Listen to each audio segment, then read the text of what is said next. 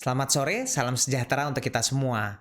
Bekerja sama dengan TKK 3 Penabur, hari ini kita akan membahas mengenai gadget during pandemic situation, risk and benefit. Hal ini menjadi penting karena kenyataannya saat ini anak-anak kita selalu di rumah terus, main terus, dan belajar terus di rumah. Karena mulai bosen, anak-anak banyak pegang gadget. Kenyataan dari penelitian menunjukkan bahwa hampir 100% anak ternyata punya TV di rumah. Bahkan 63% anak di dunia ternyata dapat mengakses internet. Dari data tersebut kita tahu bahwa anak dapat mengumpulkan informasi, informasi yang baik maupun informasi yang nggak baik dengan mudah. Padahal, seperti yang sudah kita tahu, rekomendasi untuk penggunaan gadget di bawah umur 18 bulan atau di bawah umur 2 tahun sebetulnya tidak diperbolehkan. Sedangkan untuk anak umur 2 sampai 5 tahun itu cukup 1 jam sehari. Hal ini tidak termasuk dengan video call ya. Jadi artinya kalau video call, jadi kalau main misalnya menghubungi papanya atau mamanya itu tidak dihitung. Itu diperbolehkan di usia berapapun. Nah, tapi selama pandemi ini ternyata karena anak-anak di rumah terus, orang tuanya juga di rumah terus, akhirnya gadget terpaksa dipegang terus. Nah, penelitian menunjukkan bahwa kalau dicek dari situs pencari, 4 dari 5 hal yang paling dicari itu ternyata adalah video atau situs untuk anak-anak. Jadi artinya banyak sekali anak-anak yang sekarang berusaha mengakses atau bahkan orang tuanya yang berusaha mengakses situs untuk anak-anak. Bahkan ada penelitian yang menunjukkan bahwa selama pandemi ini, anak-anak ternyata 50% lebih lama. Ada loh yang penelitian bisa sampai 100% lebih lama. 2 kali lipat loh lebih lama dalam penggunaan gadget. Fakta lain menunjukkan bahwa anak-anak di seluruh dunia usia 2 sampai 5 tahun itu hampir 5 jam sehari menggunakan gadget. Loh, tadi rekomendasinya anak usia 2 sampai 5 tahun itu cuma 1 jam loh sehari. Tapi kenyataannya 32 jam seminggu, artinya bisa 5 jam sehari. Fakta lain, 2/3 dari mereka semua nih dari anak-anak ternyata menggunakan gadget saat makan. Padahal saat makan harusnya tidak menggunakan gadget. Dan yang lebih berbahaya lagi, ternyata 53% menggunakan gadget tanpa aturan. Artinya terserah, bebas, mau main kayak apa aja. Itu berbahaya sekali. Oleh karena itu, kita sekarang akan membahas mengenai dampak negatif dari gadget. Kalau dilihat dari daftar ini, dampak negatif gadget ternyata cukup banyak juga ya. Kalau kita baca, lebih sedikit waktu dengan keluarga, lebih sedikit untuk waktu kegiatan interaktif, misalnya membaca, berolahraga, lebih sedikit waktu untuk berimajinasi. Imajinasi penting loh. Banyak hal di dunia ini yang sekarang kita punya, itu dulu hanya awalnya dari imajinasi.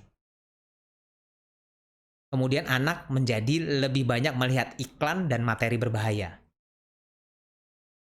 Hasil-hasil penelitian juga menunjukkan efek negatif dari gadget, yaitu perilaku kekerasan di kemudian hari, memberikan efek trauma, mengganggu hasil di sekolah, dan ini yang masalah, mengganggu kemampuan bicara pada anak yang belum bicara. Jadi kalau dia belum bisa bicara, terus kemudian dia menggunakan gadget, ternyata jadi tambah masalah.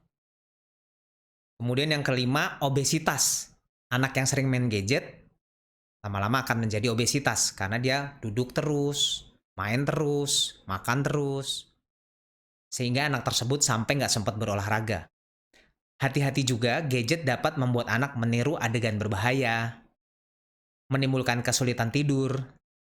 Kemudian ada penelitian yang menunjukkan bahwa gadget berhubungan dengan merokok loh di kemudian hari. Dan masalah lain seperti materi seksual yang mudah diakses oleh anak-anak, baik dari TV maupun dari komputer. Tapi orang tua pasti bilang, "Masa nggak ada sih dampak positifnya?" Tentu ada lah dampak positifnya. Dari grafik ini menunjukkan bahwa ternyata orang tua merasa terbantu loh dengan penggunaan gadget yaitu komputer. bisa mencapai 72% terbantu dengan penggunaan komputer. Dan sebagian besar juga merasa terbantu dengan penggunaan TV. Tapi, penggunaan video game ternyata orang tua merasa terganggu dengan penggunaan video game. Dan grafik ini juga menunjukkan bahwa orang tua merasa anaknya memiliki perilaku yang lebih baik loh setelah menggunakan TV.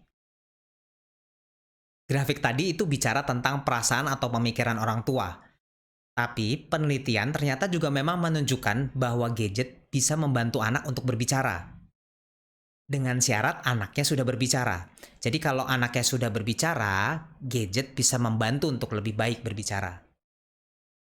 Sedangkan tadi kita sudah bahas, kalau anaknya belum berbicara, ternyata gadget bisa memperparah ketidakmampuan bicaranya. Penelitian juga menunjukkan bahwa anak yang memainkan gadget ternyata lebih baik dalam mengenal bentuk. Tapi semua efek positif gadget ini hanya bisa terjadi kalau disertai pendampingan. Artinya penggunaan gadget harus didampingi oleh orang tua. Jadi kesimpulan pembicaraan kita dari awal tadi sampai saat ini, sebetulnya kita berkesimpulan bahwa kita memang sudah ada di era yang baru. Kita sebut dengan new normal, suatu keadaan normal yang baru. Keadaan di mana semua orang harus pegang gadget. Bukan cuma anak-anak, tapi juga orang tuanya. Ada yang work from home, ya kan? Kantornya pindah di rumah. Pekerjaan lewat online, sekolah lewat online, PR-PR lewat online.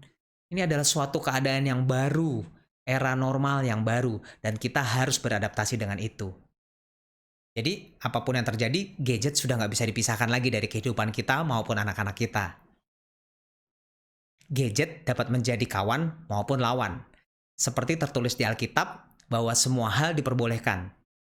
Tapi tidak semua hal berguna, dan tidak semua hal membangun.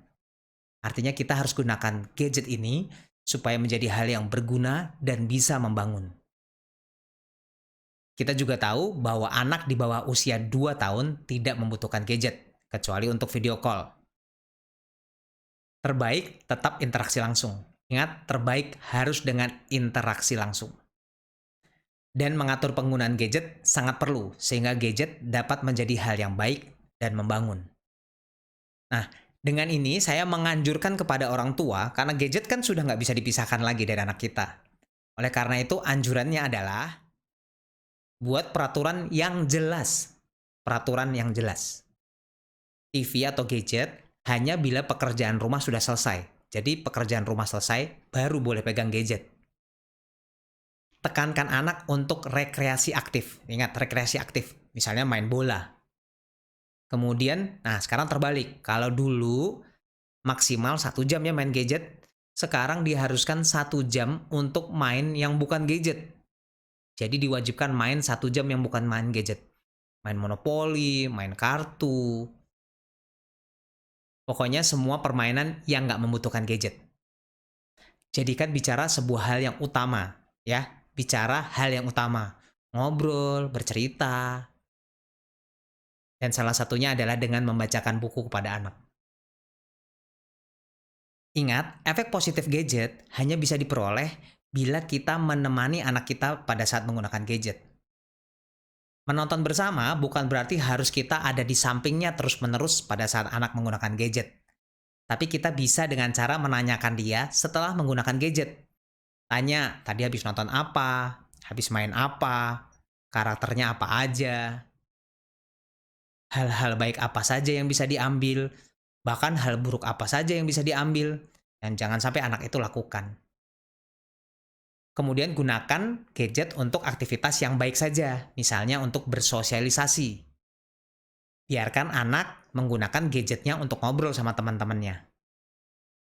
Mereka juga butuh kok untuk bersosialisasi. Gunakan gadget untuk program yang edukatif, ya. Pilih dong program yang edukatif. Usahakan TV atau gadget itu menjadi pilihan setelah pilihan-pilihan lain. Jadi misalnya ada kesempatan untuk main yang lain dulu. Kalau sudah semua, baru pilih gadget. Ada beberapa hal yang tidak boleh dilakukan dalam menggunakan gadget, yaitu stop gadget pada saat makan. Jangan gunakan gadget sebagai hukuman atau penghargaan. Jadi nggak boleh Kalau kamu berhasil ini, kamu boleh main gadget. Itu sebenarnya nggak baik. Jangan gunakan gadget untuk menenangkan. Jadi kalau anaknya tantrum, terus kemudian dikasih gadget. Itu juga tidak dianjurkan. Hindari tontonan dengan kekerasan dan hindari menonton sampai larut malam. Karena itu akan membuat anak daya tahannya akan menjadi turun.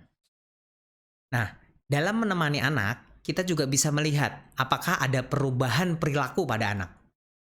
Misalnya makin sering marah, makin sering bohong, itu bisa menjadi parameter. Apakah seorang anak terganggu atau tidak dengan gadgetnya. Kemudian kita bisa juga pantau nilai anak. Kalau nilai-nilainya turun, hati-hati, mungkin pengaruh gadget. Hati-hati juga dengan berita-berita yang menakutkan tentang COVID-19 ini. Jangan sampai anak-anak mendapatkan berita yang tidak benar sehingga mereka makin ketakutan. Nah, yang penting hati-hati. Anak adalah peniru yang baik. Ingat, peniru yang baik. Bagaimana kita sebagai orang tuanya menggunakan gadget? Apakah kita juga menggunakan untuk hal yang baik atau enggak? Apakah kita juga gunakan dengan waktu yang baik atau enggak? Anak akan otomatis meniru hal itu. Nah, untuk miss-miss di sekolah atau guru-guru, ada beberapa anjuran. Misalnya, gunakan berbagai model dalam pengajaran. Berbagai model maksudnya apa ya? Ada audio, video, melatih motor halus, melatih motor kasar, atau gabungan dari semua itu. Jadi nggak ada salahnya loh mengirimkan pesan-pesan kepada orang tua hanya bentuknya audio saja. Nanti itu akan ditunjukkan kepada anak-anak. Kemudian pastikan orang tua mengerti apa sebenarnya tujuan dari tugas yang diberikan untuk anak. Artinya harus ada kesamaan loh visi antara orang tua dan guru. Kalau orang tua tidak mengerti apa yang dimaksud oleh gurunya, bisa-bisa tugas salah dilakukan atau bahkan nggak dilakukan. Jadi pastikan setiap ada tugas, orang tua tahu apa tujuan dari tugas tersebut dan kira-kira bagaimana langkah-langkah untuk menyelesaikan tugas tersebut. Ingat, jangan lupa tetap interaksi dua arah adalah hal yang terpenting. Jadi kalau bikin video usahakan itu dua arah, usahakan juga orang tua untuk interaksi dua arah dengan anaknya. Jadi dengan kondisi new normal ini, kita sudah tidak bisa memaksakan lagi untuk menganggap gadget menjadi lawan kita. Tapi sudah saatnya menganggap gadget sebagai kawan dengan syarat dapat membuat menjadi hal yang baik dan membangun. Baik untuk kita maupun untuk anak-anak kita. Gunakan gadget dengan bijak. Ingat, stay home, stay safe, and stay healthy. Salam sejahtera.